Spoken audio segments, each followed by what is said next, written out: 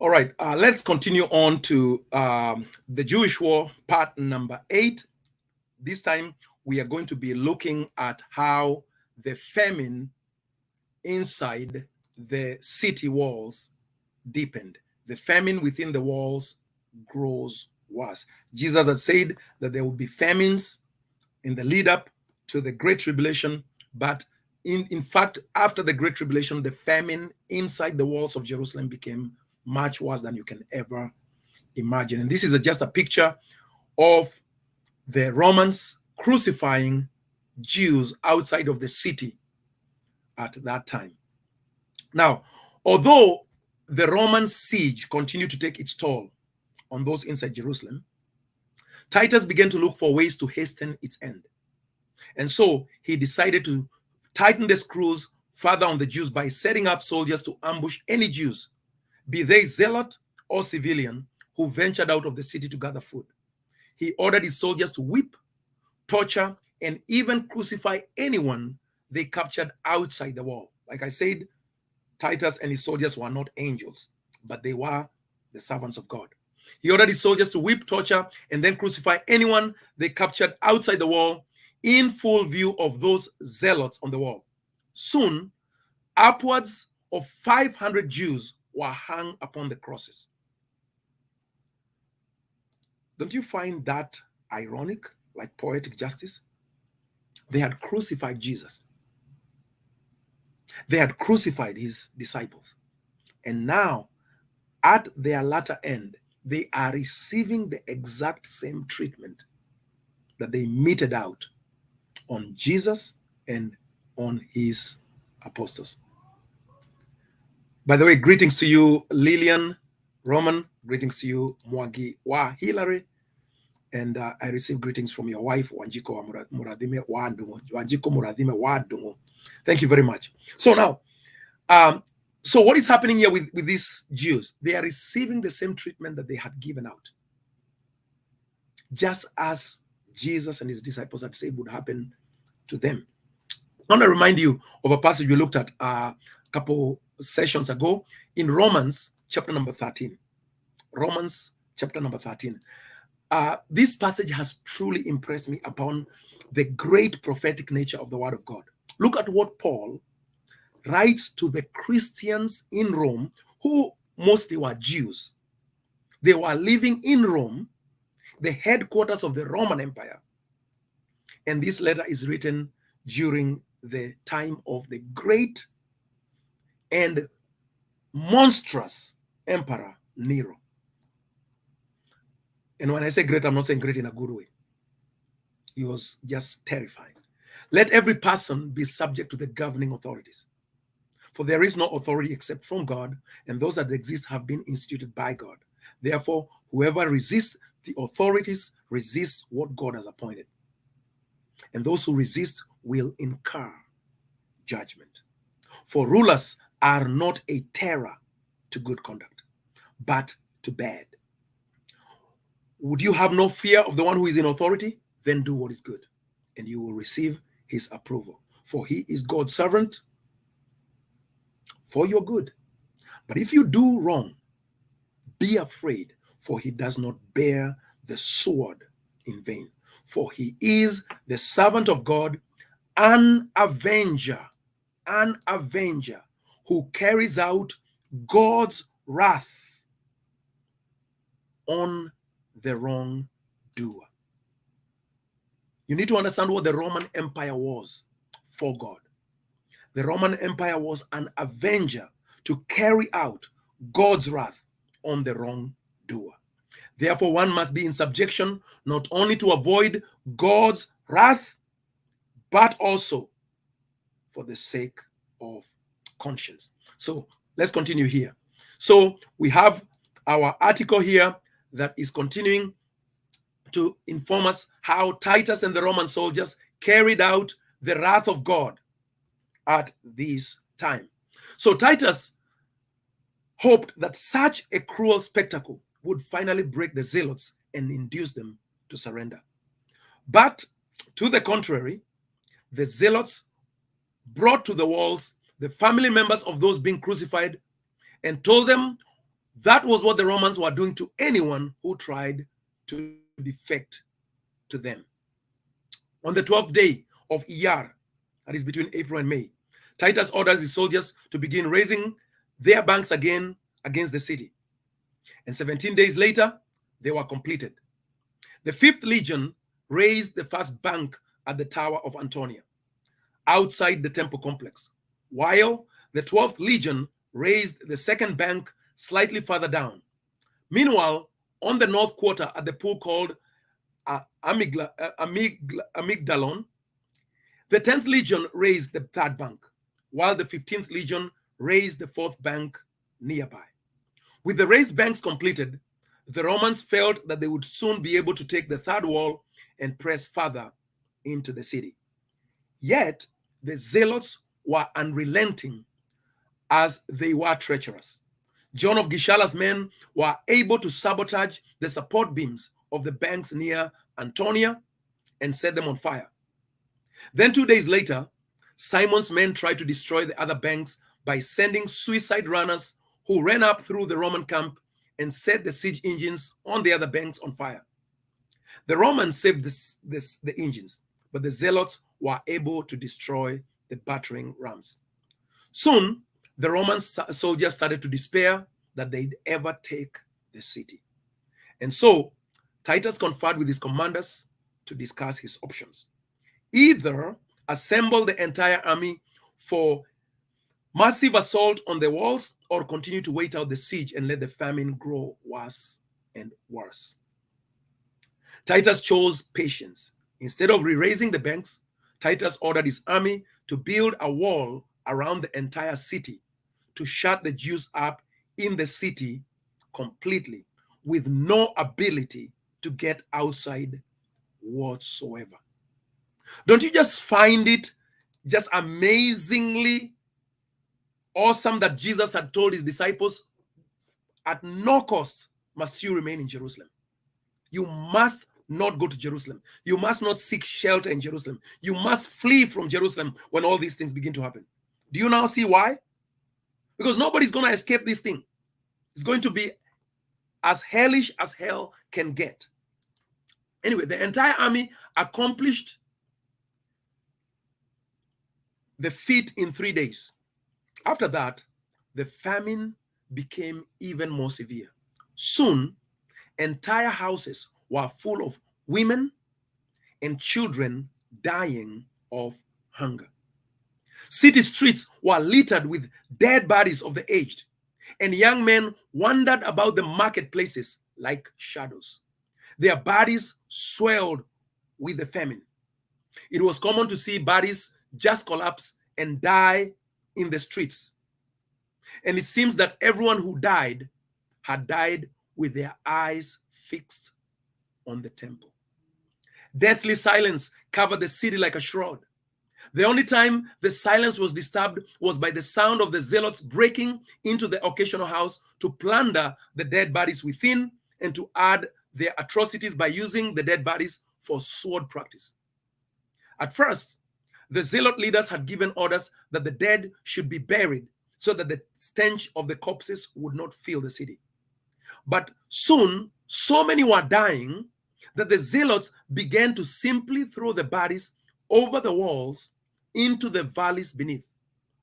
Upon seeing the famished bodies of the dead piling up outside the walls, Titus groaned loudly and called out to God to witness that such atrocities were not his doing.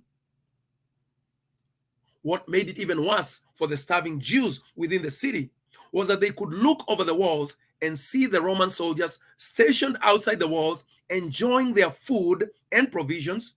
Food was so close, but there was no hope for them. Not only would the zealots never surrender to the Romans, but they would continue to plunder and terrorize the Jewish civilians for their own survival. It was at this time that Simon ben Giora ordered that Matthias ben Bothas, one of his high priests, be arrested and hauled before him on charges of treason and working for the Romans. Matthias was the man who had convinced the people to appeal to Simon in the first place and let him into the city. But now Simon ordered his execution. Before he killed Matthias, Simon forced him to watch as his guard tortured and then killed his 3 sons. After Matthias's execution, Simon then had Ananias ben Masambalus, an eminent citizen, Aristeas, a scribe of the Sanhedrin, along with 15 others, executed as well. Simon's reign of terror eventually convinced Judas ben Judas, one of Simon's officers, to turn against Simon and attempt to open the gates to Titus. He convinced the zealots under his command to surrender their part of the wall to the Romans in an attempt to save themselves in the city. And so they called to the Romans early in the morning. The Romans, though, were suspicious of Judas's offer, so they called for Titus. But before Titus could get there, Simon's men caught wind of the conspiracy and took the tower where Judas's men were, slaughtered them, and then in the sight of Titus and the Roman soldiers, mangled the bodies and then threw them down outside the wall. The next day, Josephus, who was making it a daily ritual to go out near the city walls and appeal to his fellow Jews to surrender, was hit in the head by a stone and was severely injured.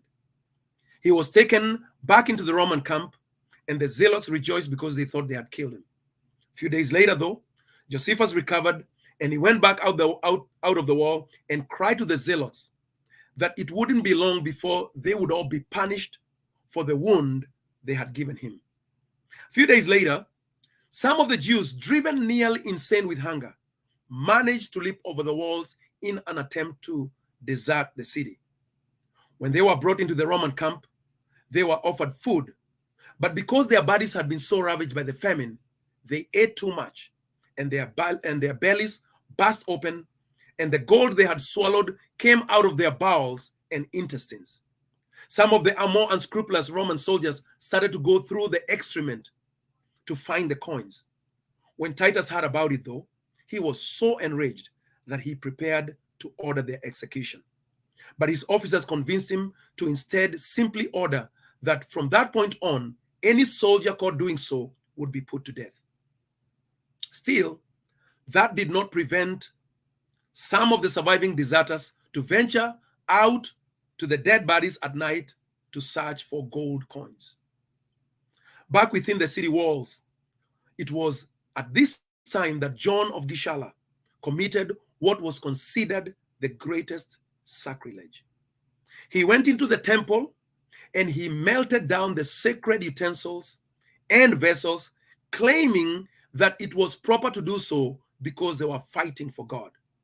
He also took the sacred wine and oil and dispensed them to his own fighters. And still, death continued to ravage those within the city.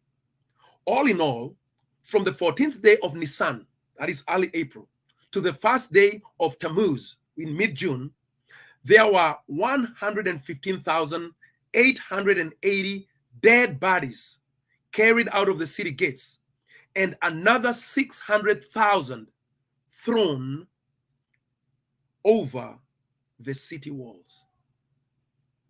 We are talking about 715,000 dead people within less than 3 months. This is the wrath of God. This is worse than the Great Tribulation. Upon seeing such death and carnage, Josephus would later write, and I quote, "I suppose that had the Romans made any longer delay in coming against these villains, the city would either have been swallowed up by the ground opening upon them, or been overflowed by water, or else be destroyed by such thunder as the country of Sodom perished by. For it had brought forth a generation of men more atheistic than those that suffered such punishments, than were those that suffered such punishments. For by their madness, it was all the people, it was that all the people came to be destroyed." Indeed, with such death pouring over the city walls, Titus decided that it was time to raise the banks once more and attempt to take the city walls once again. Dear friends, the siege of Jerusalem in 70 AD was like nothing that has ever happened anywhere in the history of the world, before and after. Even World War I and World War II and any other war that has ever been, nothing like this has ever happened, ever in the history of the world. Nothing like this. It is the worst suffering that a people have ever come to. Jesus said that if those days were not cut short, not a single human being would survive. And indeed, you can see why. Not only that, we saw how there were 115,000 bodies within the city streets just lying around. And then there were 600,000 other dead bodies that were thrown over the city walls. Right? Now, watch this.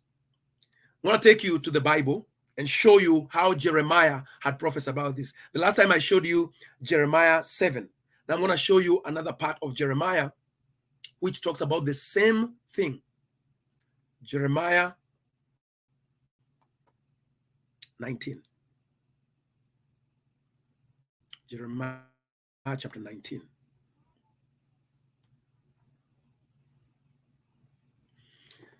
Now, this is the part at which Jeremiah is asked to, actually, let me just read it. That says the Lord God to Jeremiah, go buy a potter's earthenware flask, pot. Take some of the elders of the people of Judah and some of the elders of the priests and go out to the valley of the son of Hinnom, Gehenna, otherwise called hell. Hell is a physical location outside of Jerusalem to this day. Hell is not some subterranean hole which burns with fire all the time. Watch this. So go out to Gehenna, go out to the valley of the son of Hinnom at the entry of the Potshad gate, and proclaim there the words that I tell you. You shall say, hear the word of the Lord, O kings of Judah and inhabitants of Jerusalem. Thus says the Lord of hosts, the God of Israel, behold, I am bringing such disaster upon this place that the ears of everyone who hears of it will tingle. Because the people have forsaken me and have profaned this place by making offerings in it to other gods, whom neither they nor their fathers, the kings of Judah, have known. And because they have filled this place with the blood of innocents, and they have built the high places of Baal to burn their sons in the fire as burnt offerings to Baal, which I did not command or decree, nor did it come to my mind. Therefore, it has never come to the mind of God to burn people. Note that. It has never come to the mind of God that he ought to burn people. Therefore, verse 6, behold, the days are coming, declares the Lord, when this place shall no more be called Topheth, or the valley of the son of Hinnom, but it shall be called the valley of slaughter. And in this place I will make void the plans of Judah and Jerusalem, and I will cause their people to fall by the sword before their enemies, and by the hand of those who seek their life. I will give their dead bodies for food to the birds of the air and to the beasts of the earth, and I will make this city a horror, a thing to be hissed at.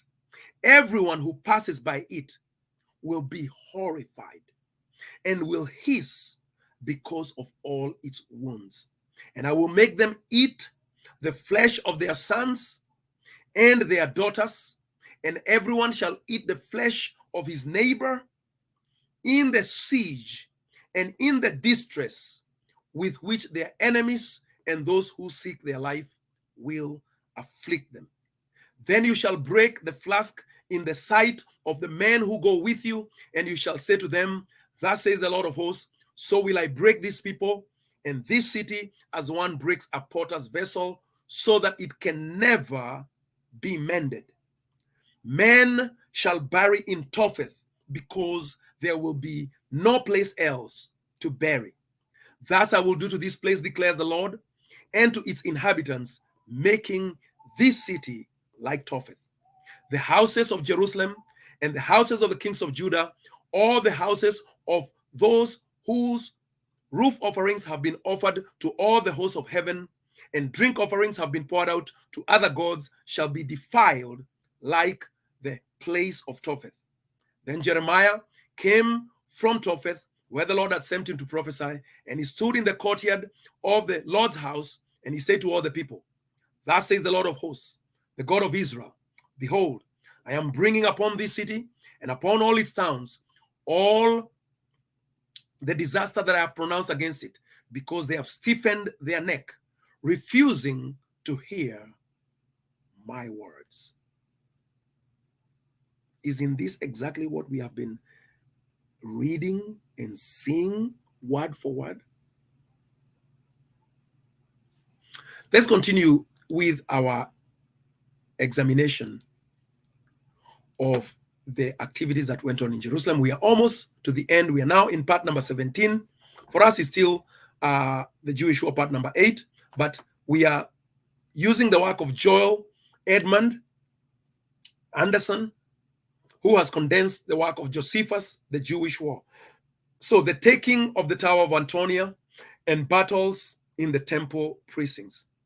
By the first day of Tammuz, that is in mid-July, the stench of death and pestilence filled the city.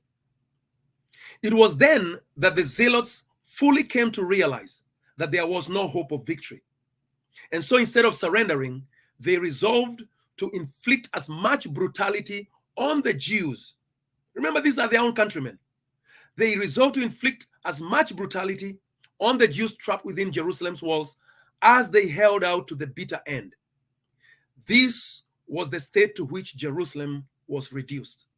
Jerusalem, once one of the most beautiful cities in the Roman Empire, and may I say, one of the 7 wonders of the ancient world, was now reduced to a barren wasteland of death and destruction. The Roman banks were once again finished. Although John of Gishala's men once again attempted to sneak out and set them on fire, the Romans had set up guards to prevent it from happening. And once John's men retreated from their failed attempt, the Romans proceeded to bring their siege engines forward. By nightfall, the wall of the Tower of Antonia finally gave way under the constant barrage of Roman battering rams. Yet, as soon as the Romans made their way through, they found that John and his men had built another wall, albeit weaker. It would only be a matter of days until it was down. Titus prepares his men to take the Tower of Antonia. On the 3rd day of Tammuz, which is in mid-July, Titus gave a speech to his Roman legions as they prepared for their next assault. He told them plainly that taking the next wall would be dangerous, but that they should muster up their courage, because even if some of them would die, that it was a brave and glorious thing to die in battle. He told them that even though they had suffered a number of misfortunes at the hands of the madness of the Jewish zealots, that they all knew full well that the famine within the city, the sufferings, the siege itself were evidence that God had indeed turned against the Jews in his anger. They indeed would be victorious, for after they took the Tower of Antonia, the city would be theirs for the taking, for they would have gained the high ground. And then he ended with these words, quote, "Pull up your courage, set about this work, encourage each other in this task. And with this bravery, you will soon break the hearts of your enemies. And perhaps such a glorious undertaking as this will be accomplished without bloodshed." What? The first person who mounts the wall, I will bestow on him many rewards. If he escapes with his life, he will be given a command of others that are now his equals.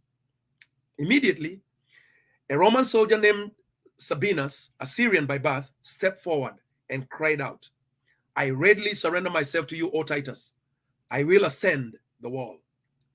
Sabinus was a man of great courage, but was actually one of the weaker men in the legion. Nevertheless, he volunteered to be the first to attempt to take the wall. And so at noon that very day, he led 11 soldiers up the wall. Even though the zealots continuously shot at Sabinus and his men from the wall, he was indeed the first to reach the top of the wall. Immediately, the zealots turned to run away. But as he began to chase after them, he stumbled over a large stone. When the zealots saw this, they turned back and attacked him. Despite his best efforts to fight back, Sabinus died at the hands of the zealots. 2 days later, though, at the 9th hour of the night, that is 3 a.m., 12 Roman soldiers managed to sneak in among the ruins of the wall into the tower of Antonia. They cut the throats of the guards. They took possession of the wall. Then they sounded the trumpet. The zealots retreated back to the temple while Titus ordered his soldiers to put on their armor and ascend the wall and make a surprise assault on the temple gates. The battle raged back and forth from the entrance of the temple to the Tower of Antonia, from the 9th hour of the night to the 7th hour of the day. The zealots were able to hold the temple gate, and the Romans had to eventually pull back. They had though successfully taken the Tower of Antonia. The most notable death in the battle for the Romans was that of Julian, a centurion of Bithynia. At one point in the battle, he slipped on the pavement and was attacked and killed by the zealots who cut his throat. Over the next 2 weeks, Titus had his men dig up the foundations of Antonia and demolish it, so his army would be able to come through into the temple precincts more easily.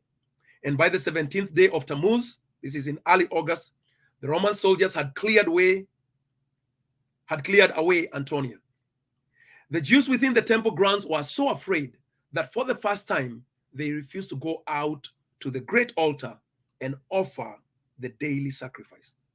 It was then that Titus once again sent Josephus to make another appeal to the Jews to surrender so that the temple could be spared and so that the daily sacrifices would be resumed. I mean, this is just unbelievable. Do you see that Titus, the Roman general, wants to preserve the temple? He wants the daily sacrifices to continue. Can you imagine if the Jews had surrendered? Daily sacrifices would continue to this day. But look at God's amazing plan. He made it so that the minds of the Jews were so darkened that they would not surrender. Watch what happens. Josephus's appeals were met with only vile reproaches by John of Gishala, who claimed that he would never surrender the temple because he was fighting for God himself. Josephus then responded in the following manner, quote, "To be sure, you certainly have kept the city wonderfully pure for God's sake. The temple continues entirely unpolluted. No, you are not guilty of any impiety against God at all. You simply seek his assistance after all. He is still receiving the daily sacrifice. You are such a vile wretch. If anyone deprived you of your daily food, you would consider him to be an enemy. And yet now, you claim to hope in God as your supporter in this war, even though you have deprived him of his everlasting worship. You accuse the Romans of such sins, even though they are the ones imploring you to maintain the daily sacrifices. Who would believe it? Foreigners are correcting your impiety, while you, a Jew who was educated in our laws, have become a greater enemy to both God and his people. John, just surrender, repent, and the Romans will forgive you. Just look at what you have done. Both the city and the entire temple is filled with dead bodies of your fellow countrymen. It is God himself who is bringing this fire to purge the city and the temple by the means of the Romans. He will pluck up this city that is so full of your pollutions. While Josephus was making his speech, some Jews within the temple managed to escape to the Romans. The high priests Joseph and Jesus, as well as the remaining sons of Matthias who had been beheaded by Simon. Titus welcomed them and sent them to governor to let them recuperate. But the zealots had told the Jews that they had been slain by the Romans. Excuse me 1 second, guys.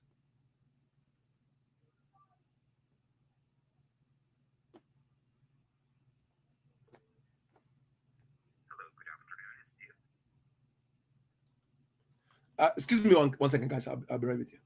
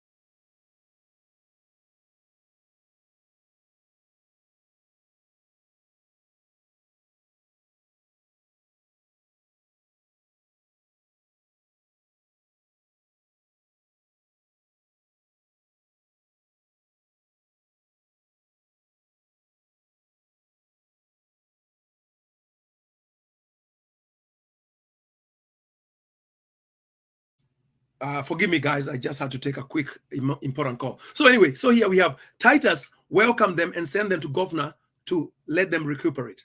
But the zealots had told the Jews that they had been slain by the Romans. After a few days, though, Titus brought them back from governor, and they went around the walls with Josephus, imploring the Jews to surrender.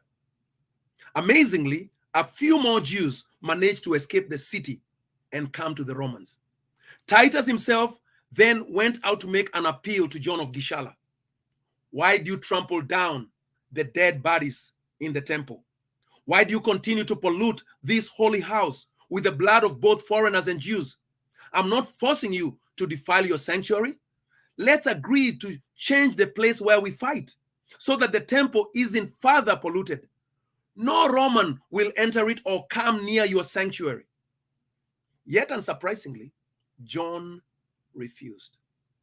And so that night at 3 a.m., the Roman commander Cerealis took 30 soldiers and attempted a surprise attack on the zealot guards at the entrance to the temple. The guards, though, were not asleep, and soon another lengthy battle erupted right at the temple gates. It lasted until the 5th hour of the day, that is 11 a.m. With Antonia now leveled, the Roman legions came into the outside court of the temple precincts and began to raise the banks at the northwest corner of the inner temple, the northern edifice between the two gates, the western cloister of the outer court, and against the northern cloister. And then on the 24th day of Tammuz, that is in early August, the Romans set fire to the northwest cloister that had been joined to Antonia. The zealots, though, cut off the roof and let the fire burn. Even though death was certain for the zealots, they continued to revile and antagonize the Romans. It was at this time that one zealot named Jonathan came out to the high priest Jonathan's monument and challenged the Romans. Pudens, a Roman horseman, came out to fight him. But as he made his way to Jonathan, he stumbled and fell on the pavement. Jonathan took the advantage, ran up, and cut his throat. He then proceeded to dance upon the body of Pudens and taunt the Roman soldiers even more. He didn't notice, though, that Priscus, a centurion, had readied his bow, and within a few short moments, he shot an arrow at Jonathan, piercing him through the throat. Jonathan collapsed and died on the body of Pudens. Let's do one more. Titus destroys the temple. Every day, the zealots, although holed up within the inner court of the temple, fought off the Roman soldiers who were at the gates and on the banks. Then on the 27th day of Tammuz, the zealots hatched yet another plan. They filled the western cloister with dried material, and then in the sight of the Romans, they retreated from the cloister. When some of the soldiers rushed in to take the cloister to pursue the zealots set the cloister on fire, and soon the flames engulfed the soldiers who had rushed in. Meanwhile, in the city, the famine got only worse. Friends began to turn on each other for the smallest morsel of bread, and many began to chew and eat anything that was available to them, whether it be unclean animals like rats and other vermin, or shoes, sandals, and the leather straps on shields. Now, I want to prepare you guys. If you don't have a strong constitution, a strong stomach, this may be the point that you want to turn off or go do something else, because what I'm about to read is not easy to read nor to hear. But since we have seen such things in the Bible, hopefully you have enough of a constitution. So let's go on. An abominable child sacrifice. It was in those late stages of the famine that one of the most horrific things in all the war had occurred. It was committed by one of the Jewish women trapped in the city. Her name was Mary, the daughter of Eliezer of Bethzab. She was a woman of great wealth, and she had fled to Jerusalem during the early stages of the war. But along with so many other Jews, she soon found herself trapped in the city and at the mercy of the zealots. As the siege dragged on, it became a routine habit for the zealots to break into her house, take the food and supplies in her house as needed, and often abuse her as well. By the late stages of the siege, she had drifted off into madness and despair. And so one evening, she took her nursing infant, killed him with her knife, then roasted his body and ate half of it for her supper. Soon, when the smell of roasted meat had wafted into the street, the zealots burst into her house and threatened to cut her throat if she didn't hand over whatever food she had come upon. She simply smiled at them and said, "Oh, most certainly. In fact, I saved the best portion just for you." And then she uncovered what was left of her son. This was too much for even the hardened zealots who had committed so many atrocities during the siege. As they recoiled, she continued to implore them to have something to eat. "Yes, this is my son. And yes, this was my doing. But please, come and eat. I've eaten some of him myself. Don't pretend that you are more tender than a woman, or that you have more compassion than a mother. But if you are going to have scruples now over my sacrifice and will not eat anything, would you be so kind to leave the rest for me?" The zealots rushed out of the house in utter horror and never again set foot in Mary's house.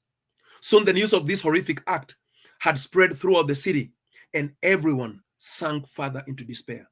Many, in fact, bemoaned the fact that at least those who had already died did not have to witness the depths of depravity and misery that those who were left alive had to endure. When the news of this reached the Roman camp, many of the soldiers could not believe it. Some of the soldiers were actually filled with pity for the innocent civilians trapped in the city, whereas others simply became more enraged with hatred for the whole lot of them. For his part, Titus called his army together and he swore before God that he bore no responsibility for such misery.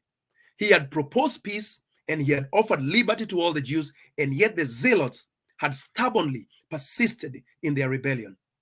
Instead of peace, they had chosen sedition, famine, and death. Titus prepares his assault on the temple. By the 8th day of Ab, which is in mid to late July, the Roman banks were fully completed. Titus ordered the battery ranks to be brought to the western edifice of the inner temple. Then the Romans began to dig up the foundations of the temple gates. But the gate stood strong because it was held in place by the inner stones. When it became obvious that their attempts to append the gates would not be successful, Titus then offered that the gates be set on fire. In the course of the day, though, the fire spread from the gate to a number of other cloisters in the temple area. Even though the temple itself was not yet on fire, the mere sight of the parts of the temple complex going up in flames astonished the Jews, many of whom just sank to the ground in disbelief.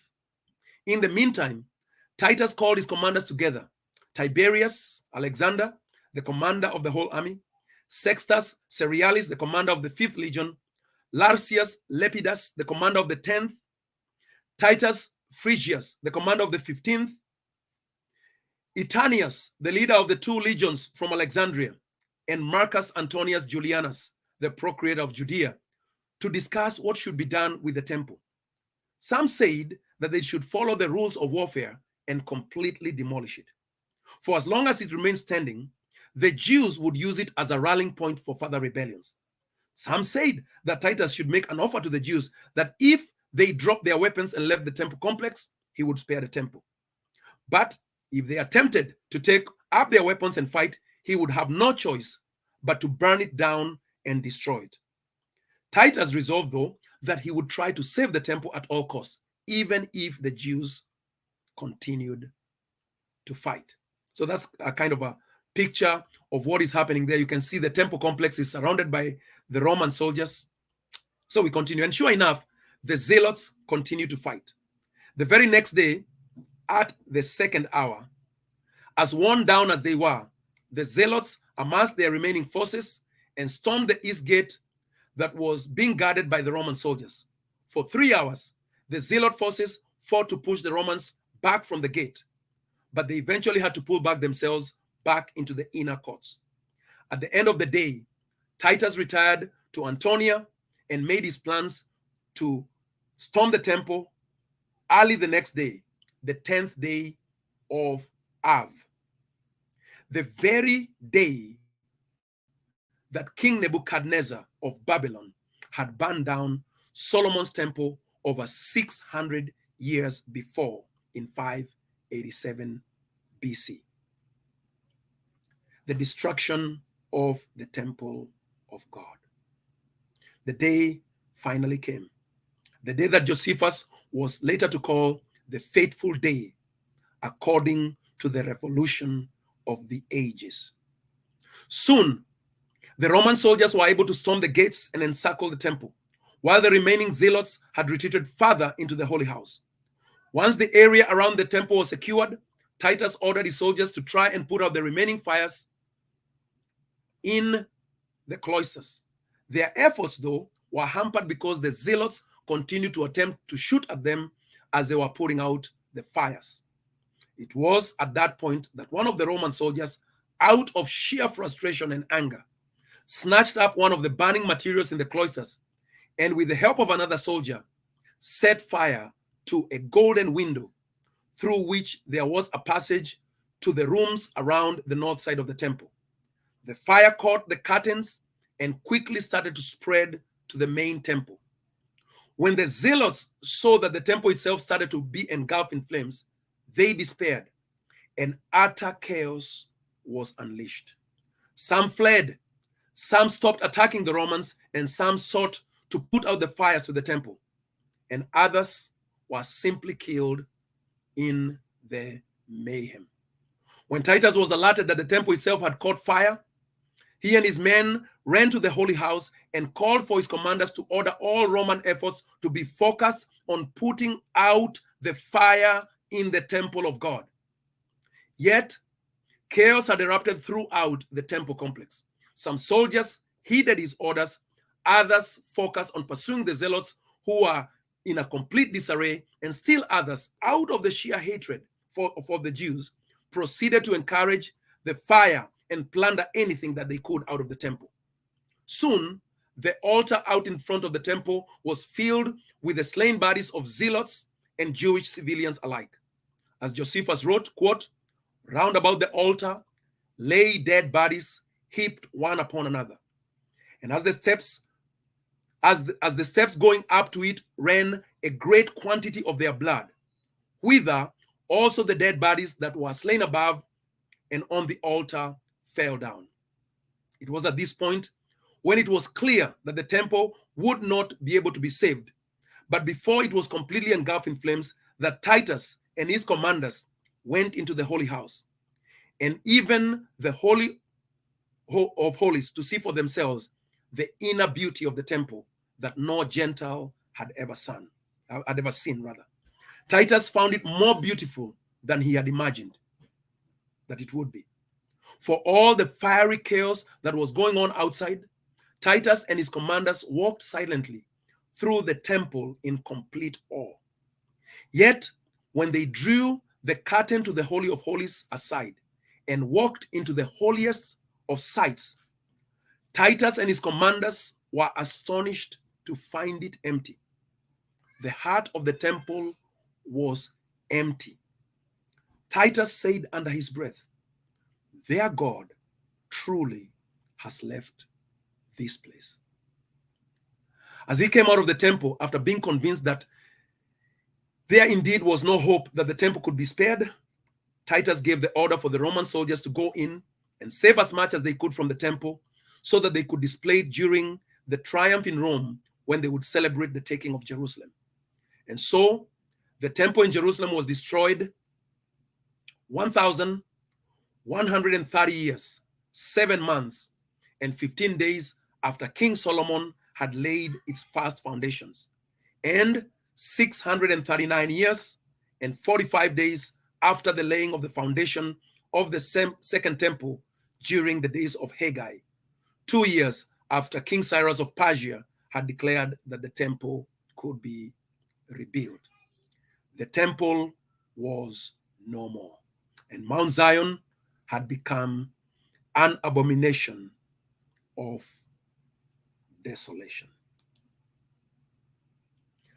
What a very sad and depressing commentary to the end of God's temple that God had commissioned his people to build so that they would worship him in that place. But at the same time, as we consider that very sad day, that very sad occasion, it is important for us to remember that it was being done so that the temple that you now worship in could be opened up for business. If the temple in Jerusalem had not been destroyed, you would not recognize that the only temple of God is the Christian body. That the only temple of God can never again be defiled, nor ever again be destroyed, for it is spiritual in nature. So in other words, it is just like when there is a war against an enemy. It is a sad day. Even the day of victory is a sad day, because so many of your soldiers have died, so much carnage has happened. Yet, the aftermath is worth the bloodshed. Yes, Lillian, it was incredible. It was beyond words what happened in that place.